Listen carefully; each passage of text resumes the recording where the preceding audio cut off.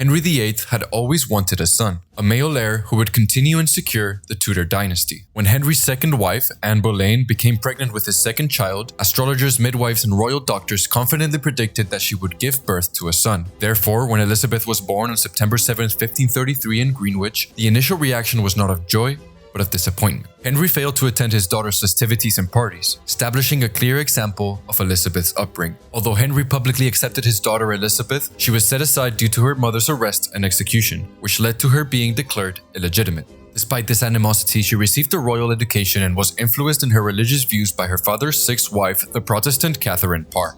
Elizabeth's path to becoming queen seemed unlikely, as both her siblings had to die without heirs for her to become queen. Her younger brother Edward became king when Henry passed away in 1547, but he died at a young age. Her sister Mary inherited the throne in 1553, a reign marked by her attempts to restore Catholicism in England and the persecution of Protestants, earning her the nickname Bloody Mary. Elizabeth was careful and conformed during her sister's rule. Still, she was imprisoned for 2 months and placed on house arrest for her alleged connections to the Wyatt Rebellion, which aimed to prevent Mary's marriage to Spanish King Philip II. When Mary died childless in 1558, Elizabeth I ascended the throne and was crowned Queen of England on January 15, 1559. Let's examine the structure of government during her reign. As the Queen of England, Elizabeth had the utmost authority and rule. She could call and dissolve Parliament, declare war and make peace, appoint and dismiss ministers and judges, and determine who to marry and who to name as a successor. Below the Queen was the royal court, a group of over 1,000 people that surrounded the Queen wherever she went. The court included personal servants, entertainers, nobility, ambassadors, foreign visitors, and other influential government members. The Queen always brought her court along, even when traveling around England in her royal progress. Inside the court was the all-powerful Privy Council, a group of around 10 to 20 influential figures that advised the Queen and managed the administration of government. These were the Queen's most trusted advisors and ministers. To decide who to include in her government, Elizabeth used a system of patronage, which meant that she could give and take away titles and positions of power to whoever she pleased in exchange for their loyalty. This system was quite successful, as economic instability at the time further increased loyalty to the Queen. The Privy Council also helped to manage relationships between the Queen and the rest of Parliament. This system was split into the House of Lords, comprised of noblemen and bishops, and the House of Commons, which was elected. They passed laws and approved taxes. Elizabeth didn't call Parliament much during her reign, only summoning them 13 times, most of the time to grant her taxes. On the local level, Elizabeth appointed noblemen to the Lord Lieutenants, who governed the counties and raised local militias, and the Justice of Peace, who kept law and order in their localities. Let's take a look at some of the key figures in government. Make sure to remember these names.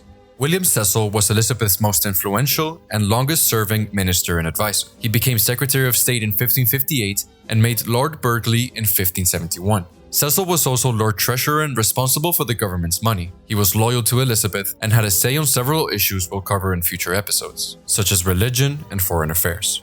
Robert Dudley, Earl of Leicester, was an ambitious advisor and Elizabeth's closest minister during the start of her reign. Their relationship was so intimate that rumors spread of a secret romance between them, further aggravated by the unexplained death of Dudley's wife. He was a determined Protestant and a little freaky, having several affairs, scandals, and pregnancies within the court, leading to his banishment. Francis Walsingham was Elizabeth's spymaster. He attended the Queen's security and ran a network of spies and agent provocateurs, who were people employed by Walsingham to encourage suspicious people to plot against her to justify their arrest and execution later. Although benefiting from her unanimous power, Elizabeth inherited the throne at a terrible time. Religious instability, the loss of Calais, the high cost of war, epidemic disease, and poor harvest during her sister's reign had created an atmosphere of despair and crisis. The arrival of a young and promising queen created a sense of hope in England. Yet, Elizabeth had one significant problem. She was a woman. Of course, this was not actually a problem. Still, Elizabeth had to overcome the prejudice and stereotypes surrounding female rulers at the time, especially after the disaster of the later stages of her sister Mary's reign. Given the widespread belief that women couldn't rule effectively, there was pressure on Elizabeth to find a husband who could rule for her. Also, if Elizabeth died without an heir, there would be a risk of civil war. The Privy Council and Parliament pressured Elizabeth to marry and produce an heir as soon as possible. But who could she possibly marry? Let's take a look at the contenders. Early in her reign, Philip II, the most powerful man in the world and her sister's former husband, proposed to Elizabeth, but she declined, as a Catholic king would be unacceptable to strict Protestants and Puritans, who feared a return to Catholicism and Philip's influence in English politics. If you want to learn more about Philip II, I have a whole video about him. There was also the French king's brother and heir to the throne, Francis, Duke of Anjou, but he was French. Other foreign contenders included Eric of Sweden and Philip II's brother, Charles of Austria, but Elizabeth rejected them all. At home, many within Parliament hoped to be contenders to marry Elizabeth, but the only person who actually had a chance was her favorite advisor and possible crush, Robert Dudley. As I mentioned before, he was an ambitious and good-looking man, and Elizabeth spent a lot of time with him. But he was already married, so when his wife unexpectedly was found dead, it didn't help his cause. So, who would Elizabeth marry? Who would fulfill the role of husband and king for Elizabeth? Drumroll please. No one. Parliament and the Privy Council repeatedly asked the Queen to marry and name an heir, but she would always refuse. When they asked Elizabeth to find a husband in 1563, she declined to discuss the matter any further. Elizabeth would be married to England. Also, she wanted to live and die a virgin, and having to choose between any of her contenders would have caused a lot of division within her court. If Elizabeth were to marry Dudley, his scandals would haunt her. If she were to marry a Catholic, like Philip, she would anger the Protestants and vice versa. And if Elizabeth married a foreign leader, she would have been drawn to unnecessary wars and lose sole control of English affairs. Therefore, Elizabeth decided to stay as the Virgin Queen, placing England's stability and security over the dynasty's continuation. Elizabeth and Parliament fought on more issues than just marriage. They also clashed over matters of religion, freedom of speech, and monopolies.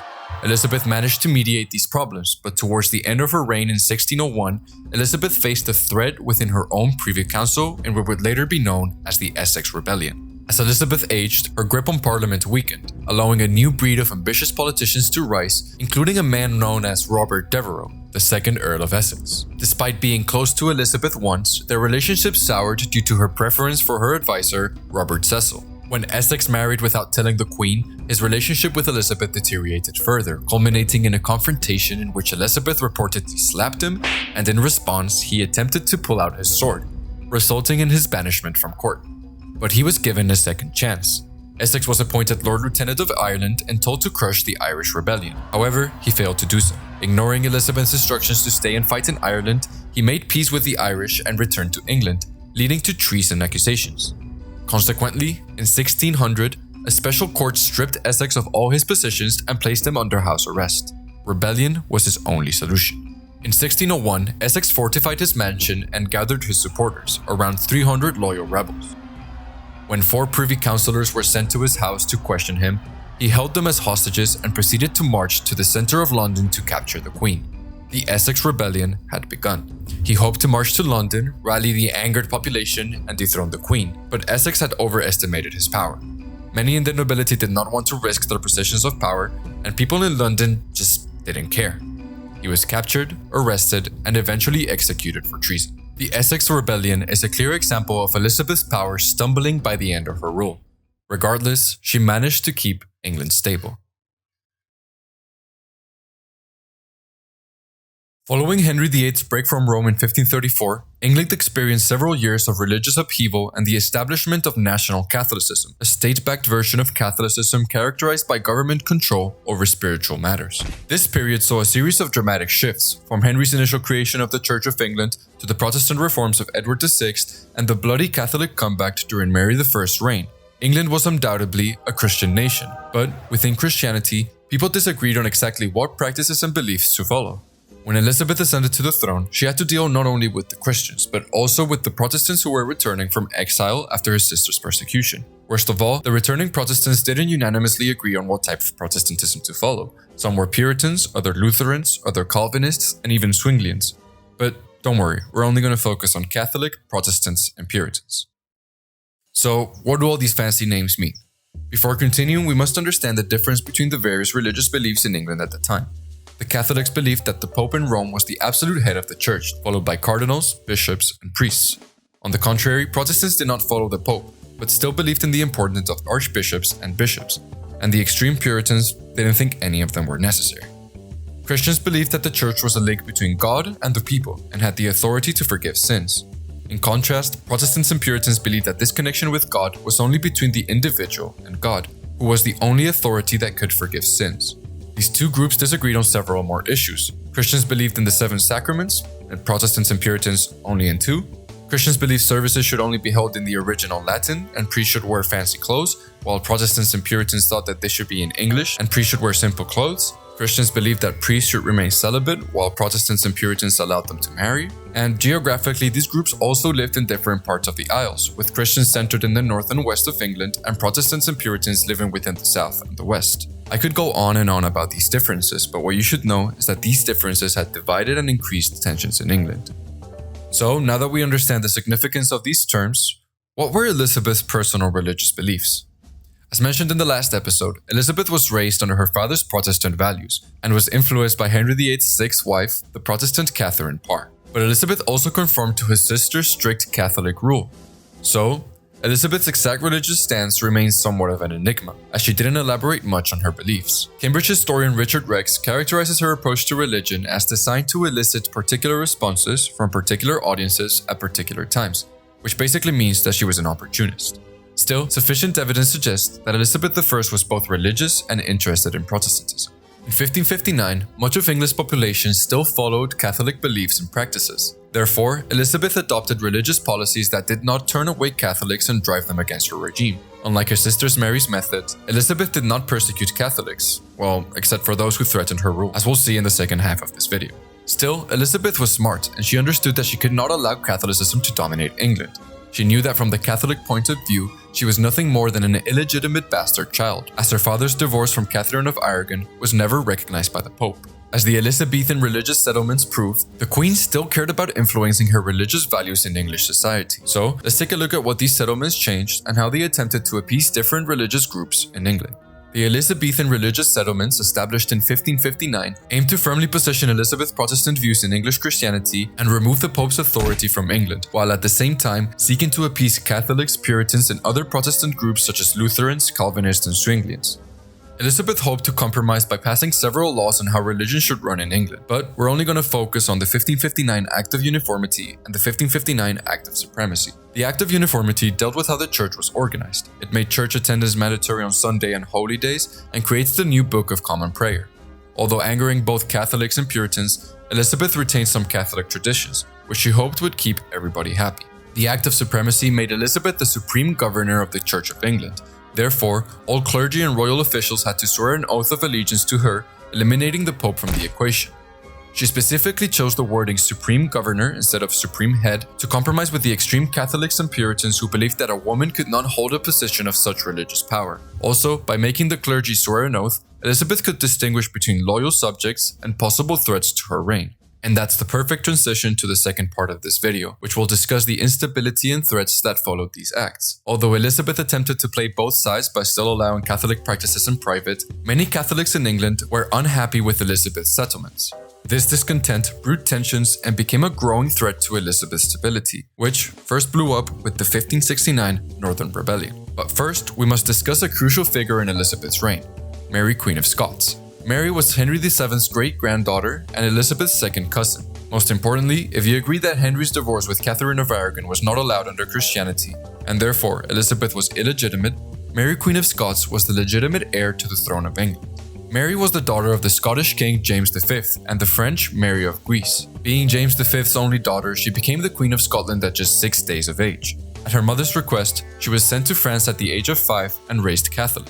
She returned to Scotland in 1561, but her sheltered upbringing in France did not prepare her for the return to the Highlands, where the political landscape was quite hostile to her return. After a series of tragic events, including the possible assassination of her second husband, Mary escaped and sought refuge in England, only to be held captive by her cousin Elizabeth I for 18 years. If you have to remember one thing about Mary, Queen of Scots, it is that she was Elizabeth's biggest threat and a pawn for many of Elizabeth's enemies to gain popular support and legitimacy. So, now that we know about Mary, Queen of Scots, let us return to the 1569 Northern Rebellion. Fueled by the alienation of Northern Earls and Elizabeth's reluctance to name an heir, the Duke of Norfolk planned to marry Mary, Queen of Scots, remove Elizabeth from power, and, with the assistance of Spain, take over the now Catholic England. At first, the revolt looked promising as the Duke of Norfolk and his 6,000 supporters took over and held mass in Durham Cathedral, but support from Spain never arrived.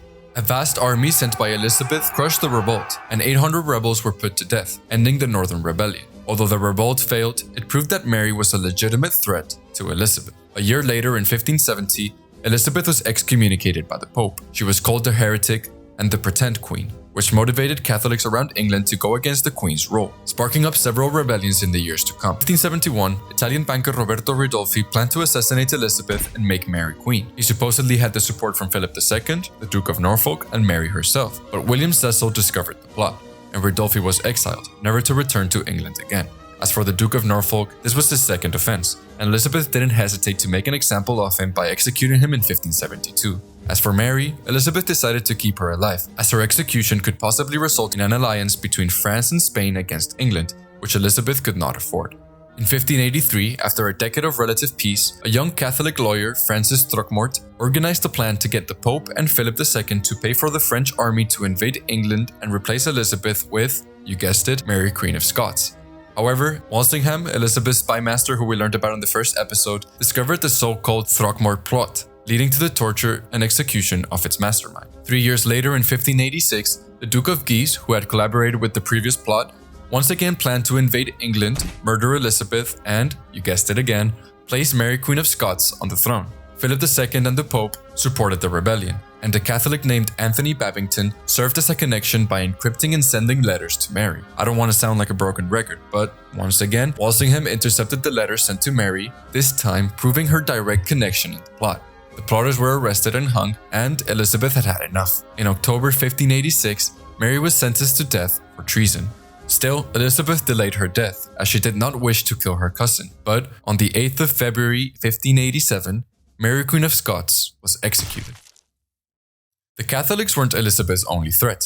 The Puritans also posed challenges during her reign. The strict Protestant group initially accepted Elizabeth's settlements, but later campaigned for further reforms, advocating for the banning of activities like theater and gambling and promoting a simpler style of worship with no images or decoration in churches.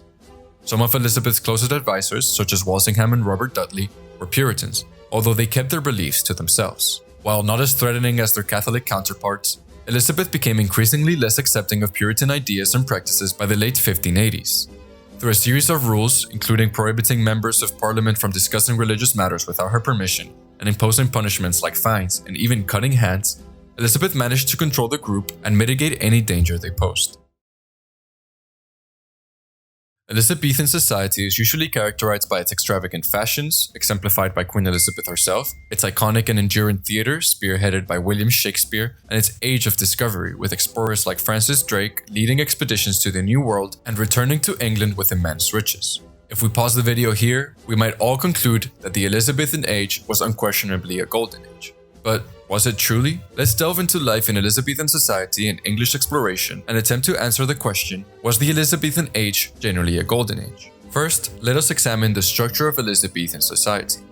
For centuries, it was common knowledge that one's position in society was divinely appointed, with an unmovable pyramid-like structure ordained by God. Of course, God was at the top, followed by the queen, the nobles, peasants, animals, plants, and then everything else. However, English society experienced significant social change. During Elizabeth's reign, cities and towns like London grew, with the population of England growing from 3 to 4 million during the last half of the 16th century. Yet, 90% of the population still lived and survived in the countryside. This caused the chain of divine appointments to undergo some changes, which didn't significantly impact the poor, but we'll discuss that later. First, let's look at the rise of the gentry, which became a key feature of Elizabethan England. The structure of society in the countryside was led by the nobility, who owned most of the land. Below the nobility were the gentry, who owned smaller estates, then yeoman farmers, who owned even smaller amounts of land, and then tenant farmers, who rented land from the above. Below the landowners and renters were the common folk, who had to work the land to provide for themselves and their families. Unlike the nobles and everyone below them, the gentry didn't belong to fancy families and did not work the land. Instead, they were knights, misters, and gentlemen who lived in the countryside.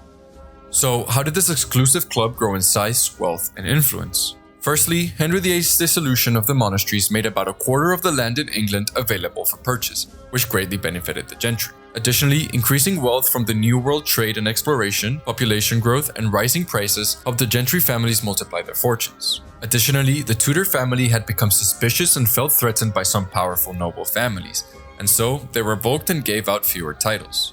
The growing gentry took advantage and filled this gap. Notable figures like William Cecil, who originated from the gentry and ascended to influential positions within Elizabethan government, are a perfect example of the rise of the gentry. This growth in the gentry meant that more people had extra time and money and were keen to sponsor architectural, artistic, and intellectual activities, which became symbols of status. The Statutes of Apparel, passed in 1574, strictly controlled the clothes people were allowed to wear based on their social rank, further solidifying societal structure and limiting social mobility. Theatre, however, was widely enjoyed throughout Elizabethan society as it appealed to people of all social classes. Elizabethan theatre mirrored the social hierarchy of English society. Commoners, known as groundlings, stood in a pit to watch the plays, while the wealthier individuals such as nobles, the gentry, and merchants occupied the higher and more comfortable seats. As extraordinary talents emerged during this period, theatres had to be constructed to accommodate the growing audiences, leading to the construction of new theatres such as the Globe. Notable playwrights of the time included the infamous William Shakespeare, Christopher Marlowe, and Ben Jonson. These plays reflected the society in which they were performed, mirroring the crazy political landscape, rigid social norms, and religious tensions of Elizabethan England. The theatre became very successful because it was cheap to attend and featured various themes, including Shakespeare's historical plays, Middleton's comedies, and Marlowe's tragedies. But it wasn't all perfect. For instance, theatre threatened the government as it was seen as a potential tool for influencing the people towards revolution and misconduct. This led to the increased censorship and requirement for licenses to control the content and messages in plays. Puritans also complained as they believed that theatre encouraged drunken behavior and sinful habits such as prostitution. Yet, the theatre became a crucial part of Elizabethan lifestyle, and plays written at the time such as Romeo and Juliet by William Shakespeare are still widely recognized to this day. Although the rise of the gentry and the thriving theatre scene characterized the Elizabethan era as prosperous and culturally vibrant, many, particularly the laboring classes, remained relatively poor and struggled to survive.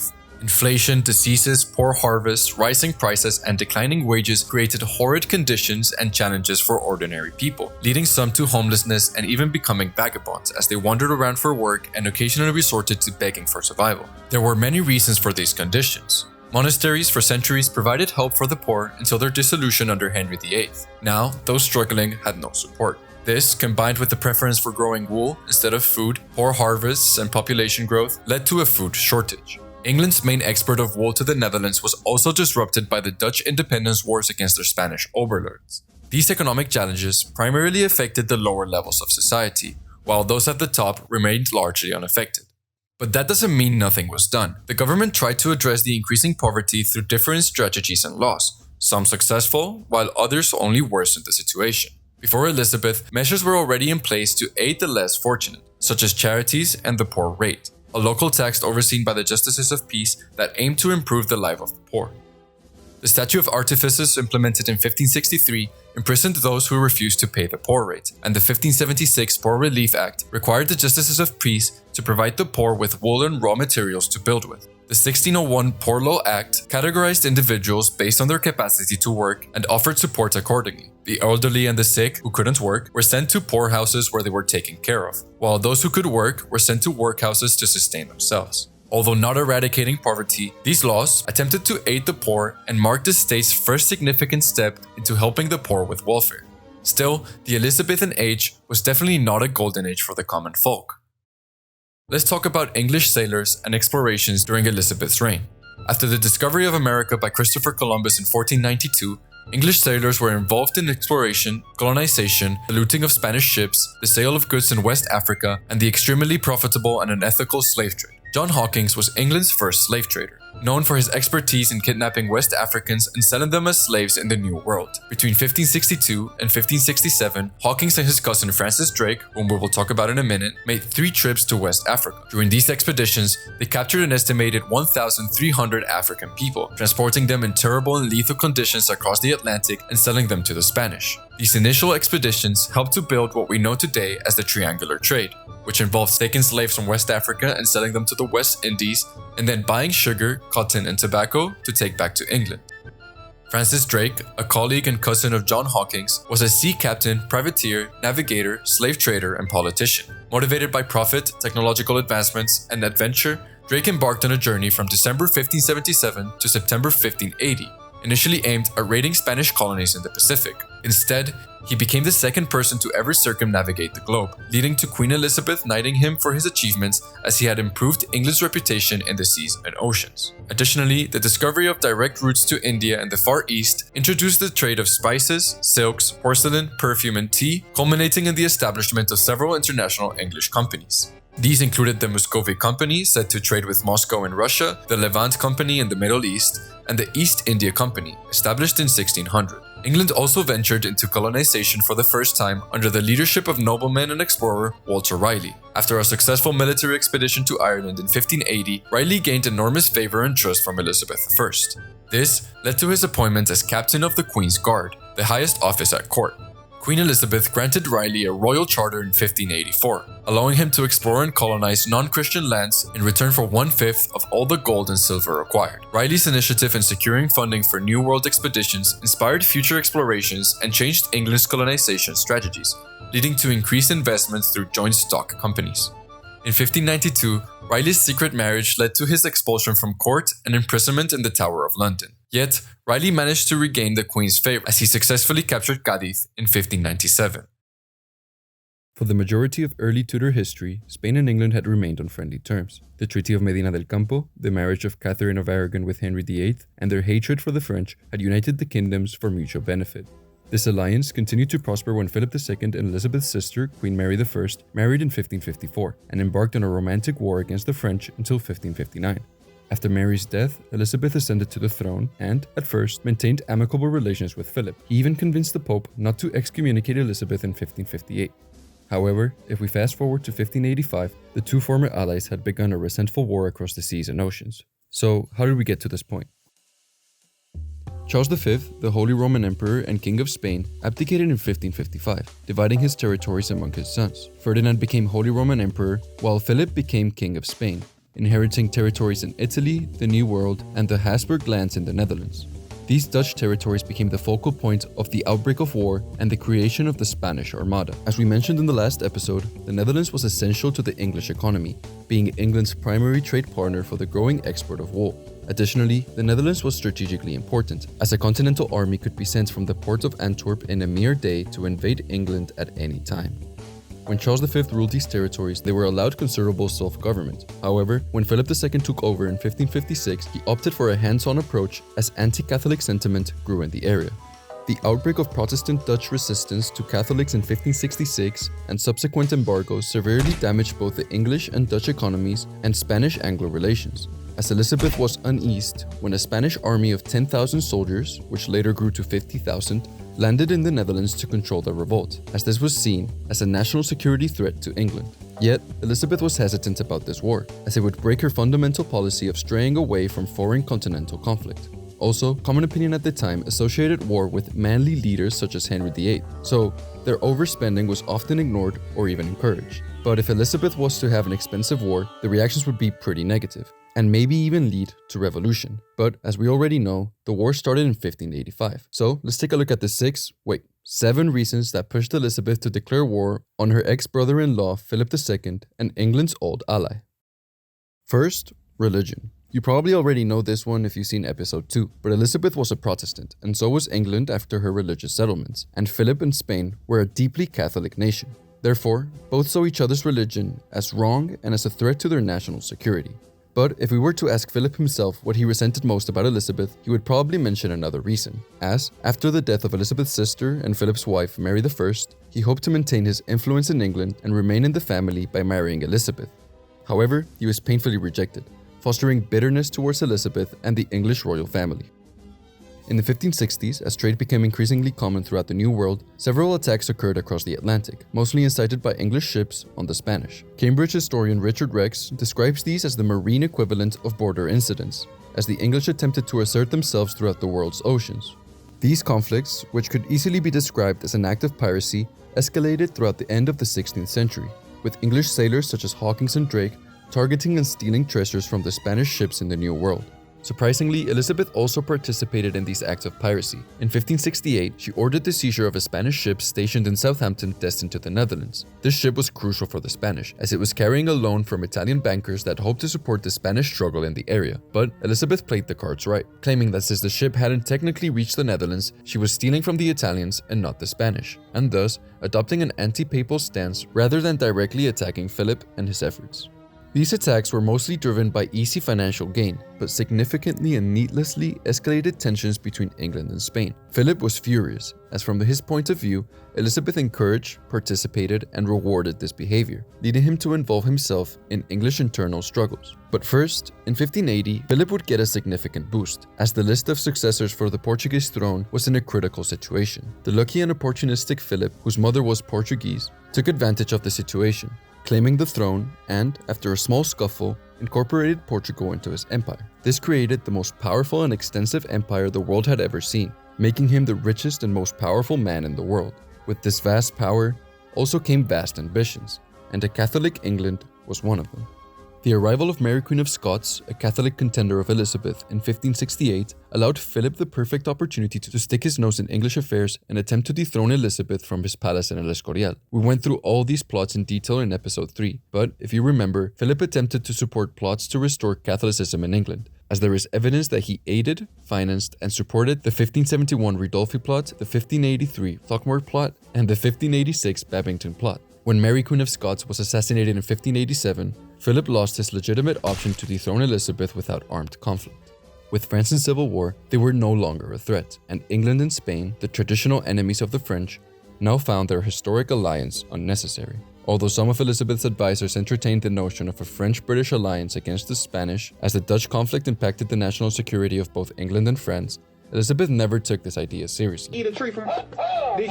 After a lot of hesitation, Elizabeth finally moved the first pawn, induced by the rebels' loss of Antwerp, which placed England directly in sight of a Spanish invasion. In 1585, the Earl of Leicester led an army of 6,000 men to support the Dutch rebels against Philip II. Elizabeth had fully committed to the war. However, the Earl of Leicester proved to be an inept military commander, having no real experience in continental warfare, but it was enough to slow down Spanish armies in the Netherlands.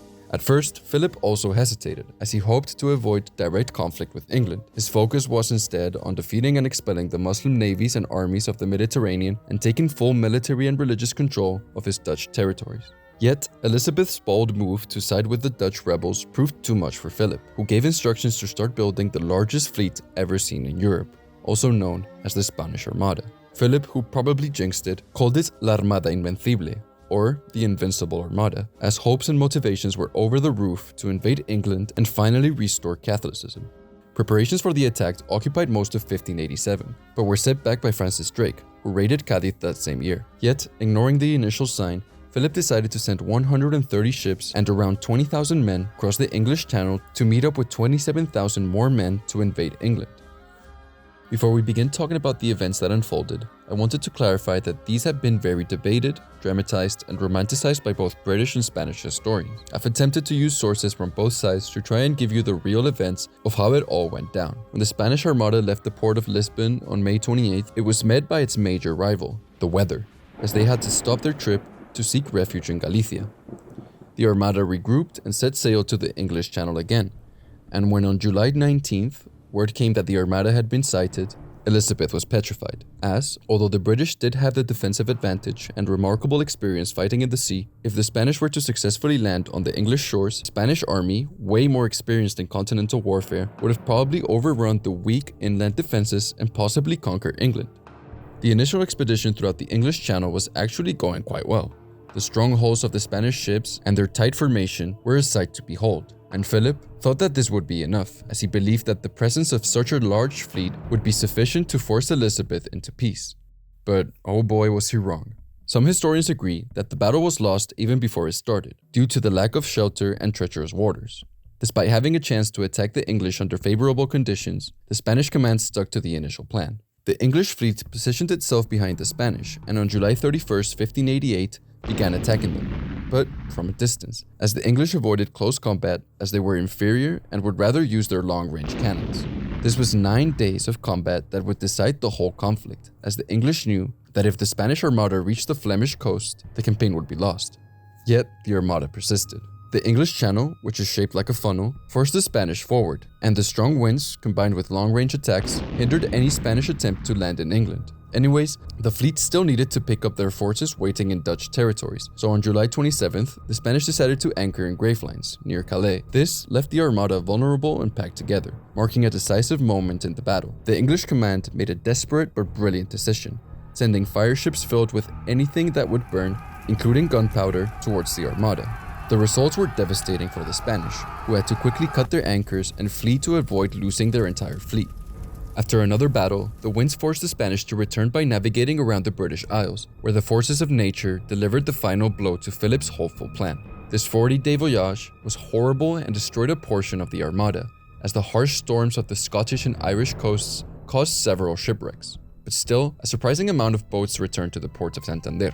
Many English people believed that the invincible Armada had been defeated by the wrath of God.